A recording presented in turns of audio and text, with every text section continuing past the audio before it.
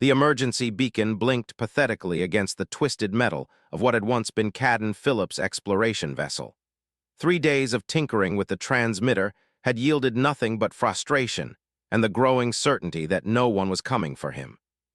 "Command probably thinks I'm already dead," he muttered, wiping sweat from his brow as twin suns beat down on the alien landscape.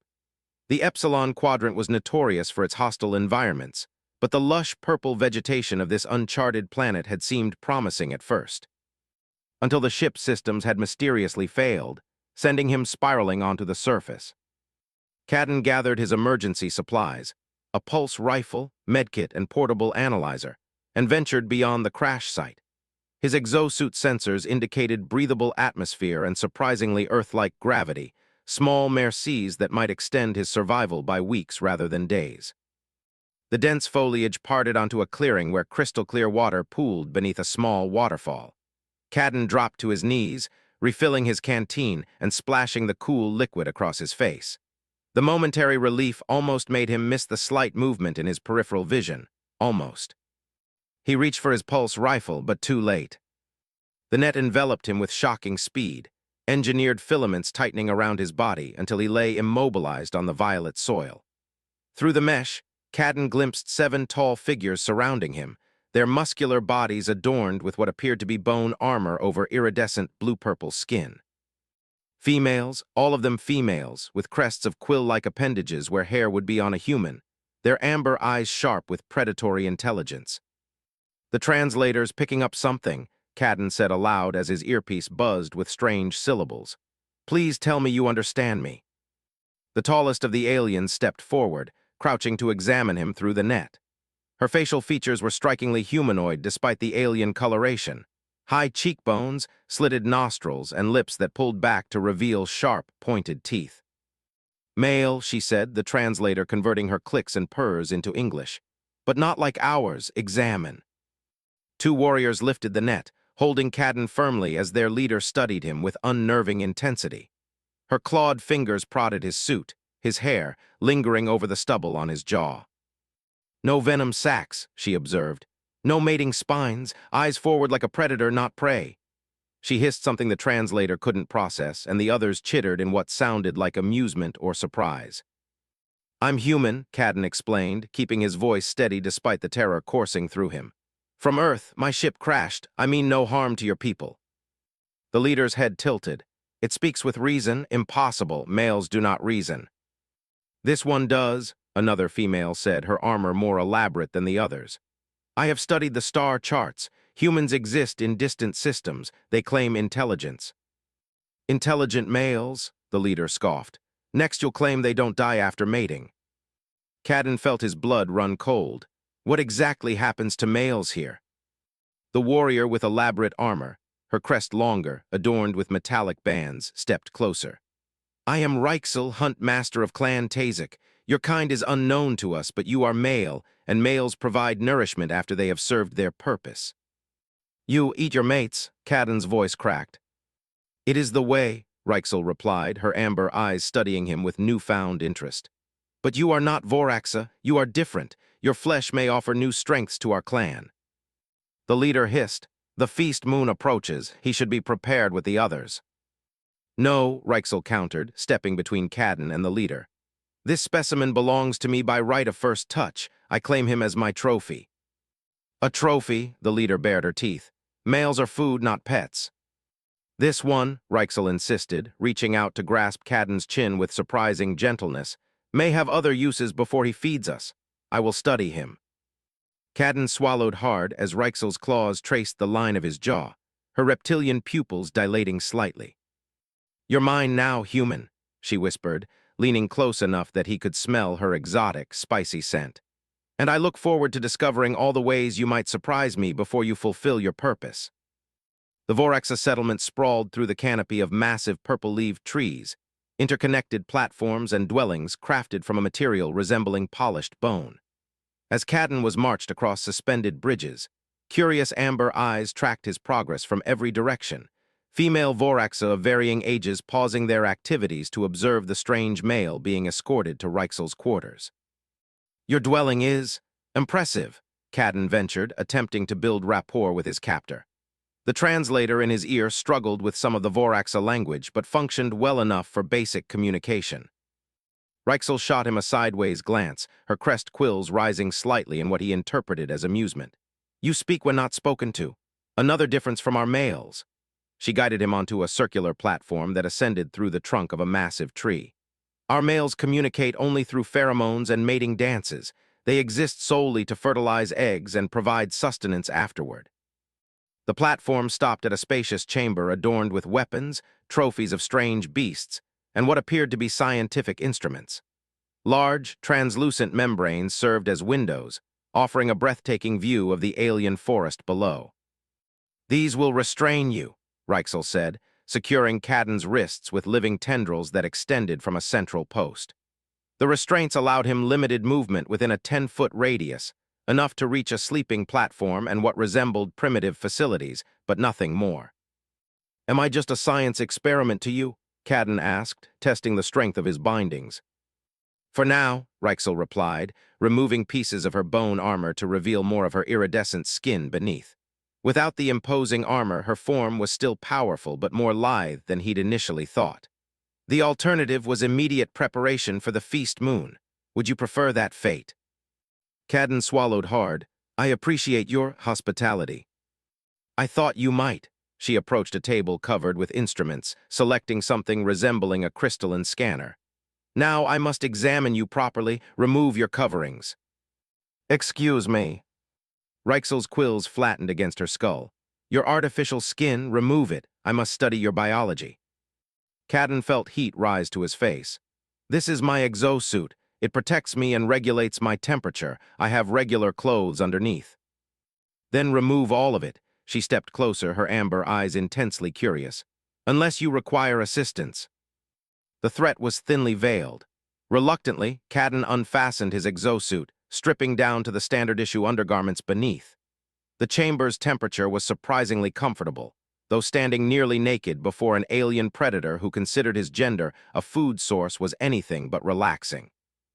Reichsel circled him slowly, the scanner emitting soft pulses of purple light. "Fascinating," she murmured. "Your muscle density is significant for a male, and your skeletal structure." She paused behind him, one clawed finger tracing his spine with unexpected gentleness. "Endothermic, self-regulating temperature." The touch sent involuntary shivers across Cadden's skin. "You respond to touch," she observed, moving to face him again. "Is this a defensive reaction?" "Not exactly," Cadden said carefully. "Humans are sensitive to touch. It can be pleasant under the right circumstances." Reichsel's head tilted, her expression unreadable. "Pleasant. Males find sensation pleasant beyond mating impulse." She reached out again, this time tracing a path from his shoulder to his wrist. "This produces pleasure." The feather-light trail of her claw was indeed pleasant, though Cadden was reluctant to admit it. "It's complicated. Context matters. Generally, being a captive doesn't enhance the experience."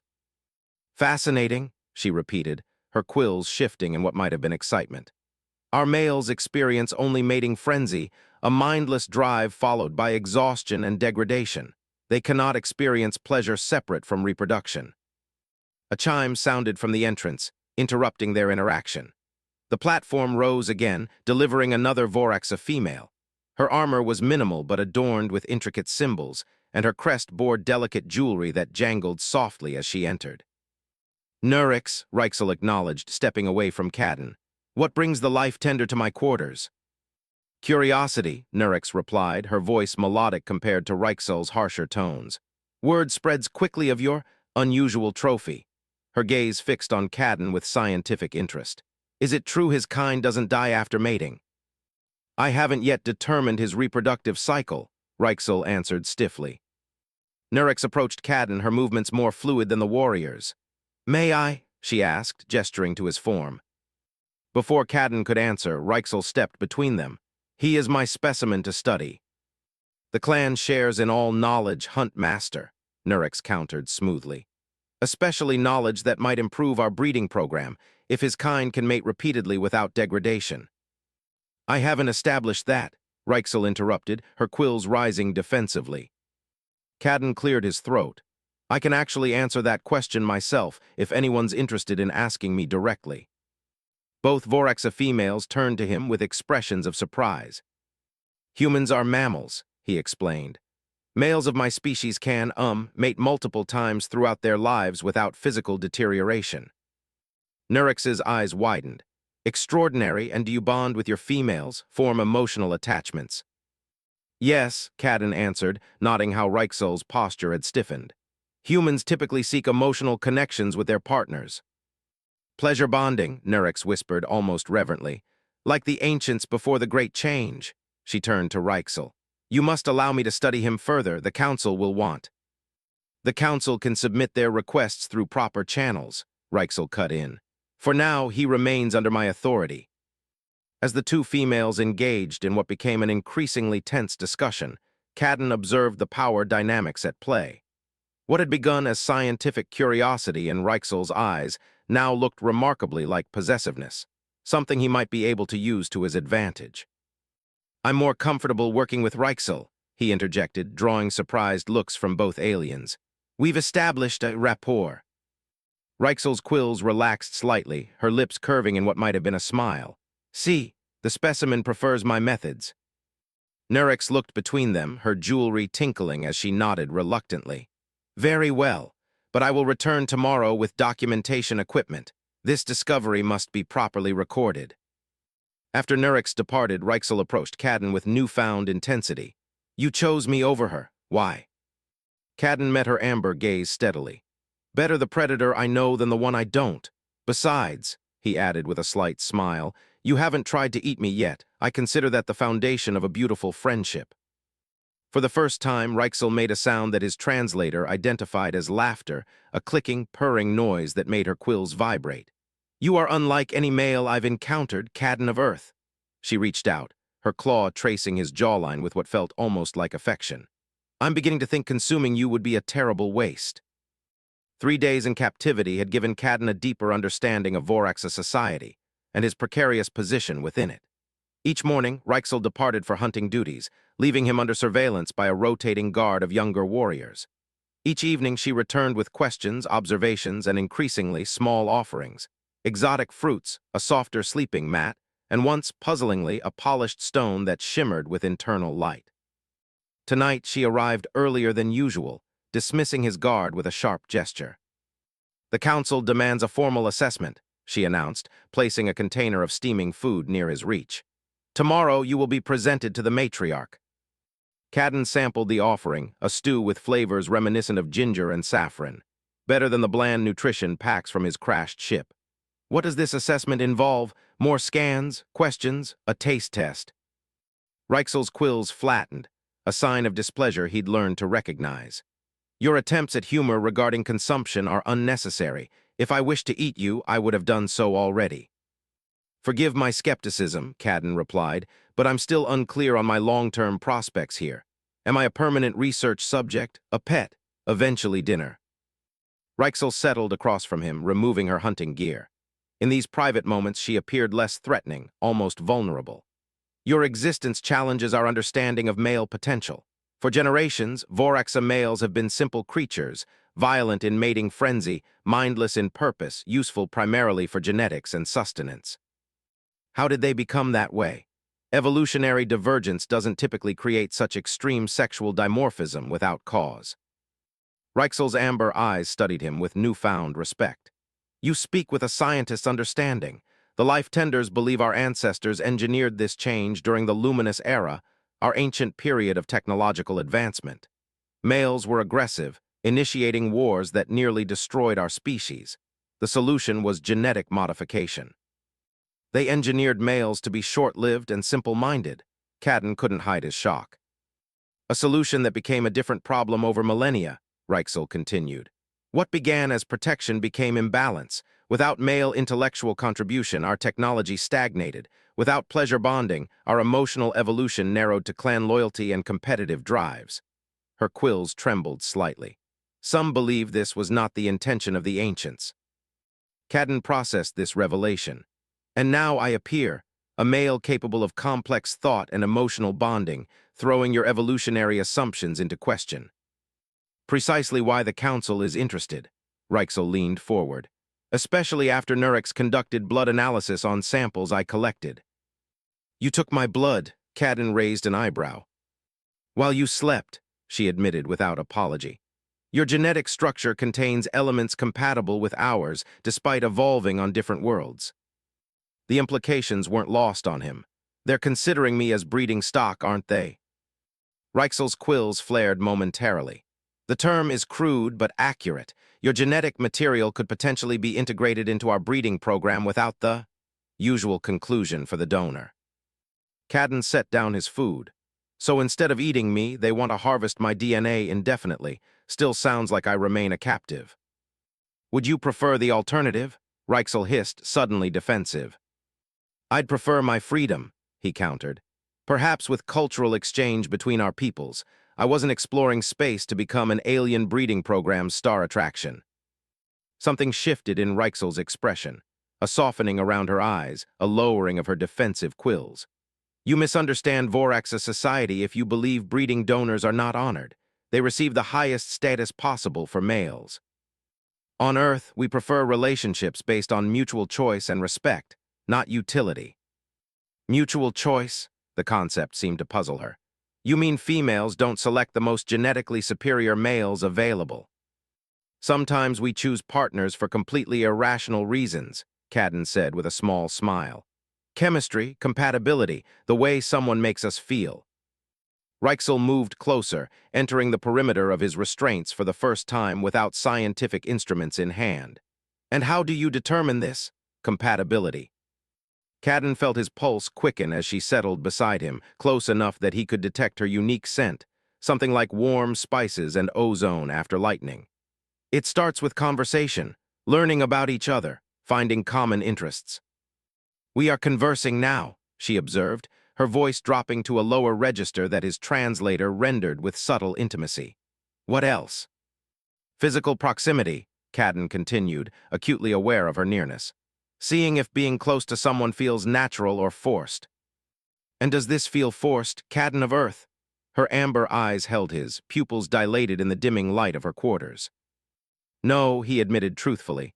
Surprising, given the circumstances, but not forced. In a fluid movement, Reichsel reached out, trailing clawed fingers carefully along his arm. On Voraxa, touch between females and males occurs only during mating frenzy. It is quick, violent, purposeful. Her touch was anything but violent, curious, gentle, exploratory. This kind of touch, without purpose, it's not in our nature. Yet here you are, Cadden observed, wondering if he was interpreting her behavior correctly or projecting human understanding onto alien actions. Here I am, she agreed, her quills shifting to a configuration he hadn't seen before. Relaxed yet alert, fanned slightly at the tips. You speak of pleasure bonding as if it creates connection beyond physical sensation. Our ancestors recorded such experiences before the Great Change, but such concepts are now considered myths. Cadden made a decision then, perhaps reckless, but driven by both curiosity and a growing attraction he couldn't quite rationalize. He slowly raised his hand, telegraphing his movement to avoid startling her, and mirrored her touch, tracing the iridescent scales along her forearm. Reichsel's breath caught, her entire body going still. For a heart-stopping moment, Cadden feared he'd crossed an unforgivable line. Then her quills trembled, and a purring sound emerged from her throat. This is, she began, voice uncharacteristically uncertain. Pleasant, Cadden suggested, repeating her earlier terminology. Unsettling, she corrected, though she didn't pull away. I feel warm, alert, but not for hunting. It's similar to battle readiness, but without aggression. On Earth, we might call that excitement, Cadden explained, continuing the gentle exploration of her arm. Anticipation, interest. A chime from the communication panel interrupted the moment. Reichsel pulled away abruptly, composing herself before answering the summons. The conversation that followed was too rapid for his translator to process completely, but the tension in her posture told him something was wrong. When she turned back to him, her hunter's mask had returned. The Council has moved your assessment to tonight. Nurex has been speaking to influential members, generating interest in your genetic potential. That sounds ominous. It should, Reichsel replied grimly. because now I must decide whether to present you as my research subject or my personal breeding partner, and only one of those designations keeps you exclusively in my territory." She approached him again, her expression intense. "Teach me more about this pleasure bonding, Cadden of Earth, quickly, before I lose my claim on you to the breeding program and the life tenders separate us permanently." The council chamber pulsed with bioluminescent light, casting eerie shadows across the assembled Voraxo elite. 7 matriarchs sat upon raised daises, their elaborate crests adorned with medals and gems that signified their status. Around them gathered representatives from various factions, hunters, life tenders, artisans, and warriors, all fixated on Cadden as Reichsel led him to the center of the circular room. His restraints had been modified for the occasion, ornate but still functional, allowing him limited movement while making escape impossible. The symbolism wasn't lost on him.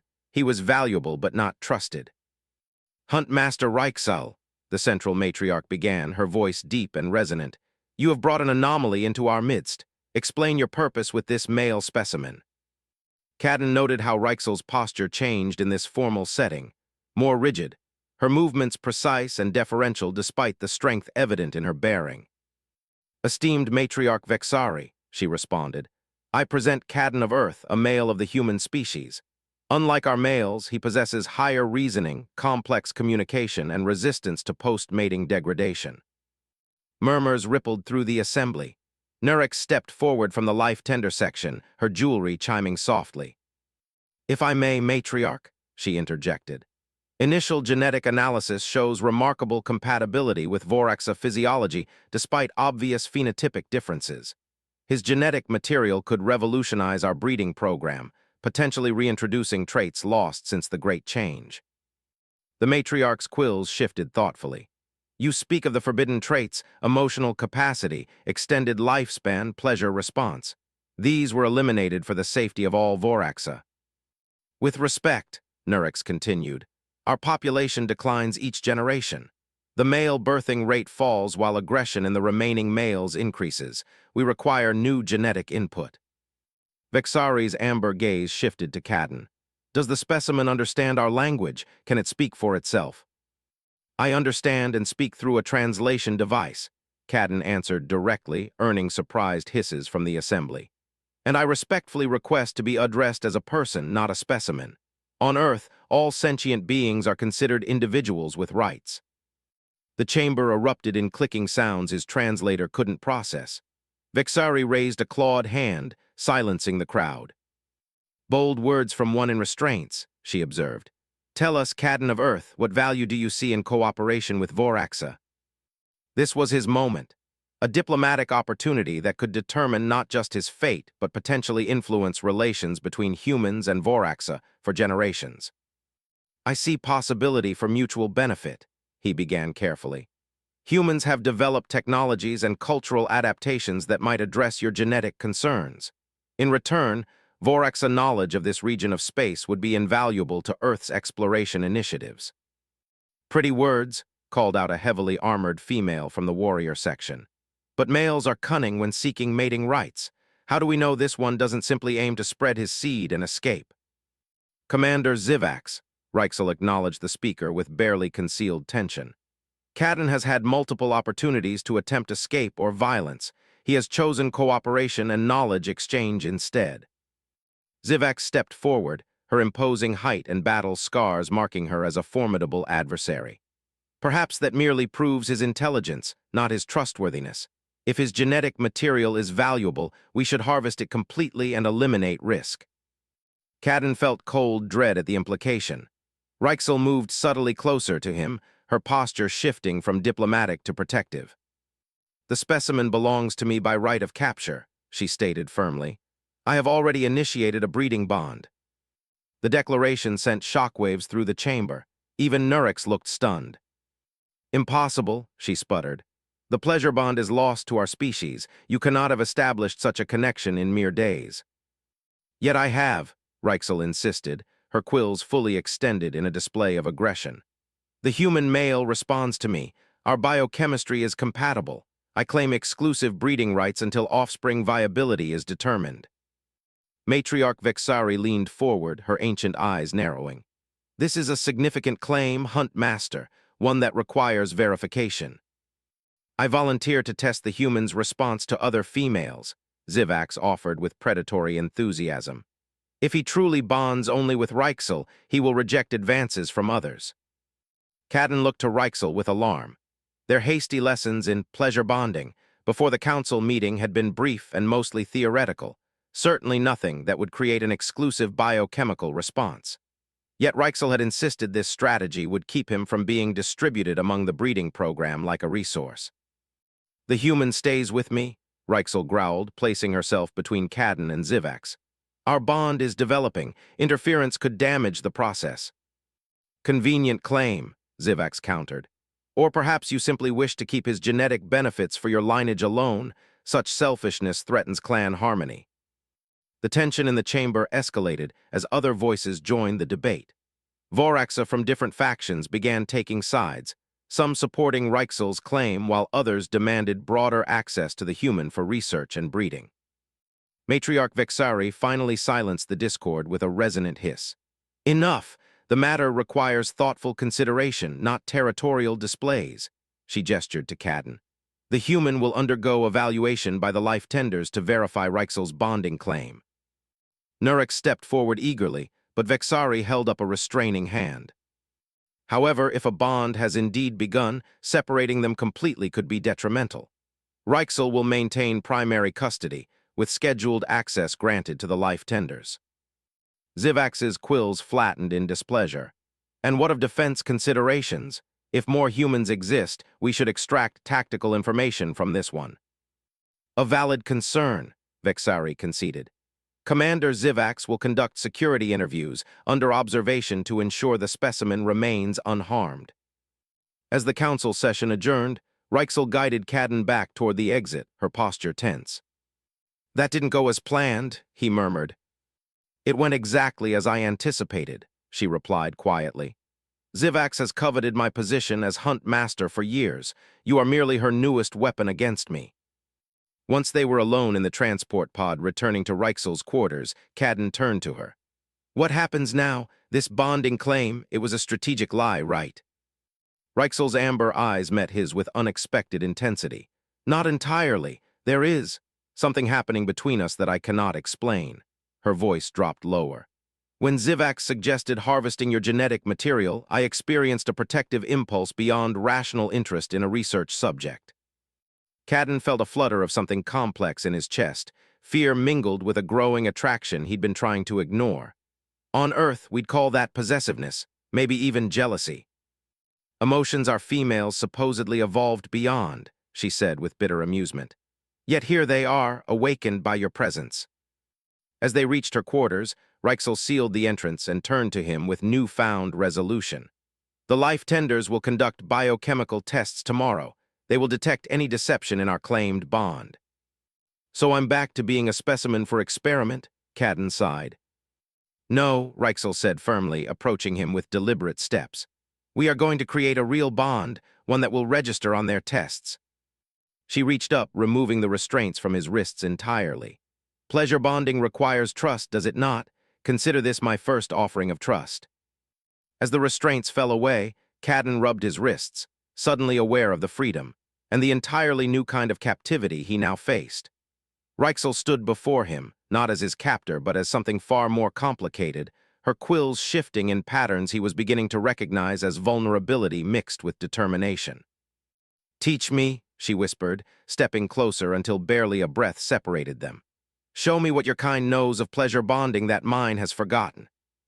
The life tender's laboratory hummed with energy as Nurex reviewed the results of their tests for the third time, her jewelry tinkling with each agitated movement. Behind her, Matriarch Vexari and Commander Zivax waited impatiently for her conclusion. It defies explanation, Nurex finally declared, gesturing to the crystalline display showing comparative biochemical profiles. The human male's hormone levels show clear bonding patterns typically only seen in our ancient records. His neurochemical responses to Reichsel's pheromones are significantly heightened compared to responses to other females. Impossible, Zivax hissed, stalking forward to examine the data herself. No male has formed selective bonds since before the Great Change. Yet the evidence is undeniable, Nurex continued. More remarkably, Reichsel's biochemistry shows reciprocal bonding markers. Her brain activity in the presence of the human mirrors patterns documented in pre-change pair bonding. Vexari's ancient eyes narrowed thoughtfully. Perhaps what was engineered can be unengineered, if this human's genetics can reawaken dormant traits in our females. It threatens everything we've built, Zivax interrupted. The stability of our society depends on females maintaining emotional detachment from males. If pleasure bonding returns, the power structure of our entire civilization could collapse. Or evolve, Nurex countered. Our population declines while our males grow increasingly unstable with each generation. The Great Change saved us once, but now threatens our future. Vexari raised a hand for silence. Where is the bonded pair now? In the observation chamber, Nurex replied. We've been monitoring their interactions. Show me, the matriarch commanded. In the observation chamber, Cadden and Reichsel sat close together on a curved bench, seemingly oblivious to the transparent barrier separating them from the observers. Their postures were relaxed, their conversation animated despite the clinical setting. You never explained the significance of this, Cadden said, holding up the shimmering stone Reichsel had given him days earlier. Reichsel's quills flattened slightly in what he now recognized as embarrassment. It's a soul stone traditionally given to significant others, an ancient custom few practice anymore. So you were courting me even before you admitted it to yourself, Cadden teased gently. I was drawn to you in ways I couldn't articulate, she admitted, her clawed fingers intertwining with his human ones. A gesture they discovered created pleasant sensation for both species. The hunt master is not supposed to form attachments. We are taught that emotional connections create weakness. Where I come from, they're considered strength, Cadden countered. Empathy, compassion, love, these things don't diminish us. They're what make life worth fighting for. Love, Reichsel tested the word carefully. The life tenders say this concept existed before the Great Change, a pair-bonding emotion that transcended mere reproductive utility.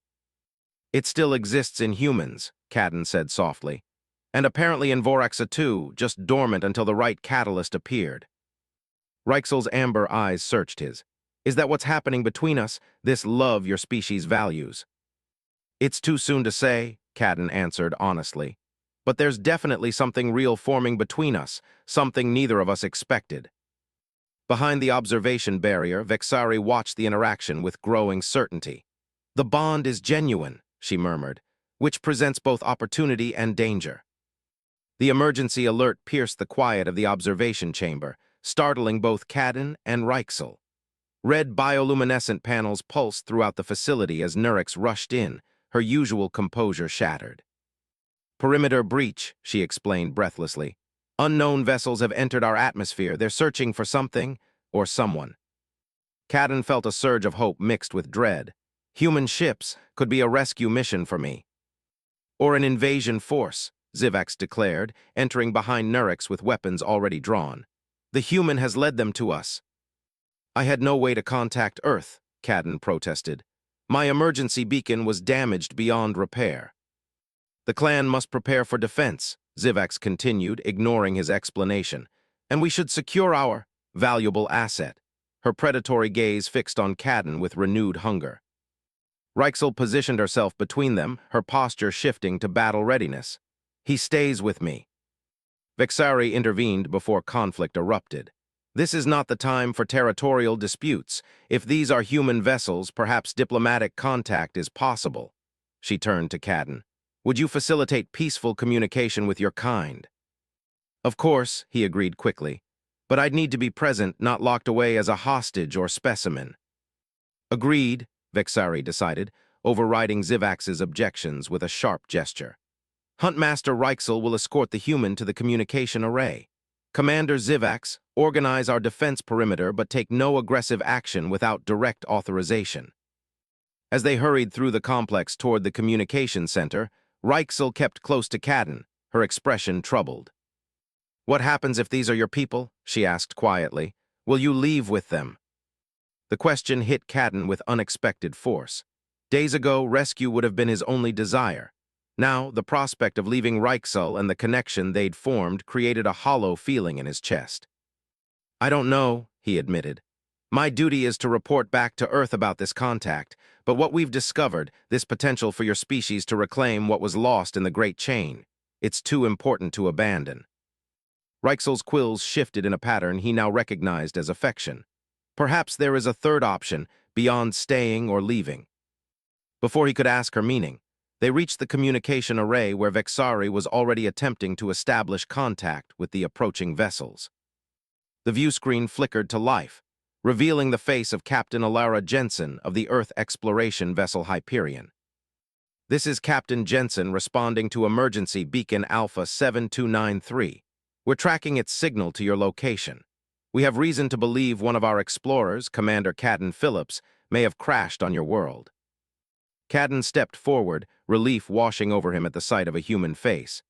"Captain Jensen, this is Commander Phillips. I'm alive and have made first contact with the Voraxa species."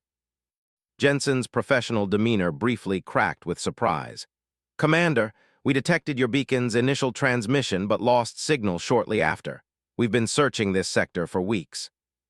"The Voraxa found me after my crash landing," Cadden explained, gesturing to Reichsel and Vexari beside him. "Our species have much to learn from each other."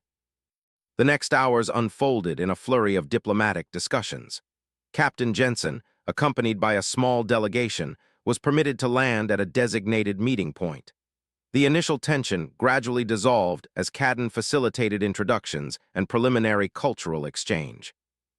As twilight fell over the Voraxa settlement, Cadden found a moment alone with Reichsel on one of the elevated platforms overlooking the forest canopy. "Captain Jensen says they can depart within 3 days," he informed her quietly. "They've invited Voraxa representatives to return with us for formal diplomatic talks on the nearest Earth outpost." Reichsel's quills shifted uncertainly. "And what have you decided?" Cadden took her clawed hands in his. "I've proposed an alternative.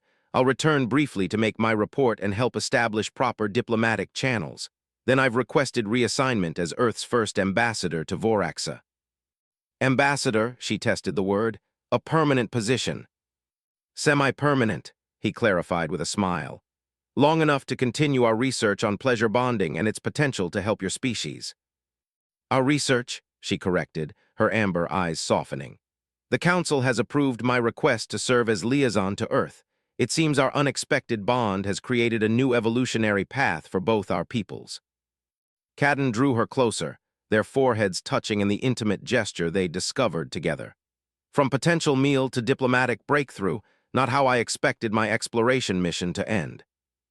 "Not an ending," Reichsel murmured, her quills gently brushing against his skin in the Voraxo expression of affection they'd pioneered together.